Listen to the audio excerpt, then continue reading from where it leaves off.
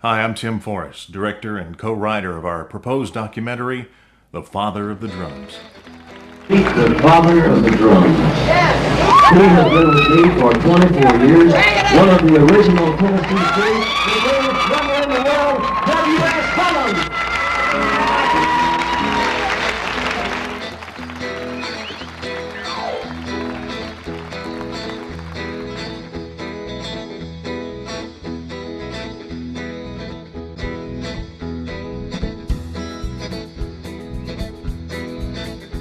It come rolling out of Memphis like a hurricane or Texas tornado. Hi everybody, I'm Marty Stewart. You know, when you think about rock and roll, rockabilly, or today's country music, their roots can all be traced back to a little recording studio at 706 Union Avenue in Memphis, Tennessee. I'm speaking of Sun Studios. When you think of the legends of this music, you think about people like Carl Perkins, Jerry Lee Lewis, Elvis Presley, and Johnny Cash. There's one name, however, that is a connecting thread to all these names. Johnny Cash called him the father of the drums. I call him my friend and one of my heroes.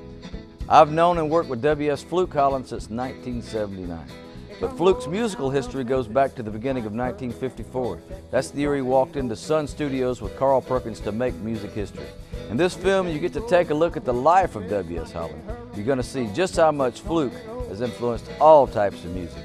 You'll see that he is the man who provided the backbeat to build legends upon. Here's the Fluke Holland. Well, there's one for the money, two for the show, three to get ready now. Go, can't go, but don't you step on my blues, let's do anything, get home from our He was not only here when it happened, he's responsible for a great deal of it. He started out with the Carl Perkins Band, and he played on all of Carl Perkins' Sun records. W.S. Holland's unique drumming style gave songs like Blue Suede Shoes their real unique sound and set them apart from others. W.S. and Carl had come down to Sun Studio. W.S. was playing with Carl, and they were going to cut their second, what turned out to be their second hit, was Matchbox. And Sam Phillips had hired Jerry Lee Lewis as a session player that day. And so before they could get the session started good, Johnny Cash and Elvis Presley came in, and as it will happen with most musicians, a jam session broke out, and I think that took up pretty much the remainder of the day. And of course now we know that that session was one of the most famous sessions of all time. Matchbox. The reason Jerry Lee was here, Sam hired him to play piano. Now, we didn't know that John and Elvis was even in town, but they'd heard we were in town and dropped by. John dropped by, and then Elvis dropped by, and then when they dropped by, it just turned into a jam session.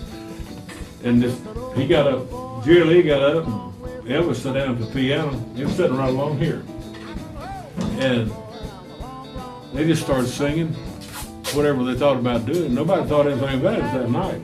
Jack Clement was running the recorder, and he didn't think anything about it. He just turned it on and went next door. There's a Taylor Cafe then was a restaurant, and to get him a sandwich.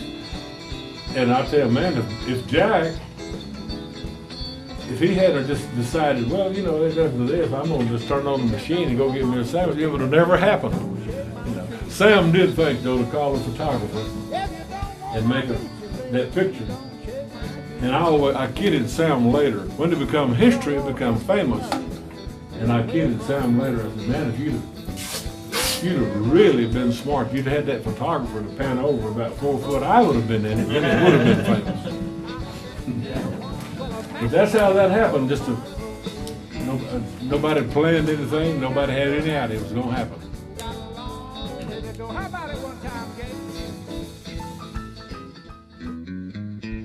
W.S. Holland spent the better part of 40 years as the only drummer for Johnny Cash.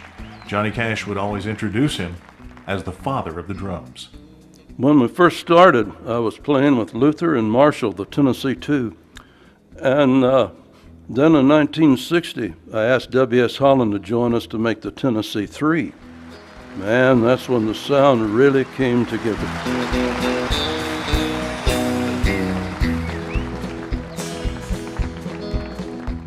I hear the train a And every time we do one, if we have a song like that, which we do, just sing a couple a day, I say, give me that fluke feel. I want the fluke. And nobody in the world can do it. And Buddy, when he starts it, it'll be right there when you get through too. I think he'll be remembered as a legend in this business. Let me tell you a little bit about myself. I'm a radio veteran. I've been in radio and commercial production for nearly 30 years now. I had a video production business on the side for a while, and I've always had a great love of filmmaking, even when I was a child and shooting films with my mother's 8mm movie camera. I guess my rockabilly credentials are that I was friends with Carl Perkins, and I was the first person to ever play anything off of the Class of '55 album. This was an album recorded with Carl Perkins, Jerry Lee Lewis, Roy Orbison, and Johnny Cash. Carl had come from the record manufacturer directly and stopped by the radio station. I was on the air, and we interviewed him and played cuts from the record, so I was the very first person to ever play anything off of the Class of '55. I met W.S. Holland through a man I work with at the radio station, another radio vet, Ron Haney, who is also W.S. Holland's guitarist in the W.S. Holland Band. We started talking about making this documentary 2-3 years ago, and we finally decided that the time was right.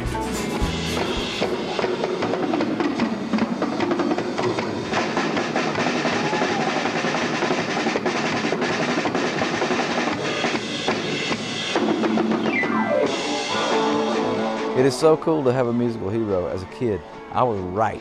I was dead right when I was a kid to set my eyes on somebody like him. And he was one of my musical heroes. He still is, and he's never let me down. I love him with all my heart. He is truly a great hero.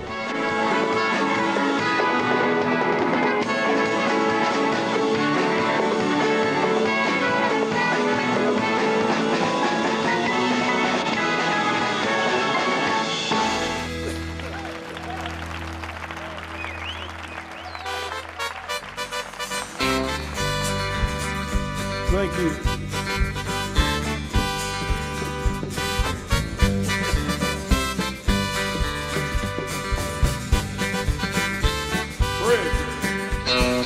I fell into a burning ring of fire, went down, down, down, and the flames went higher.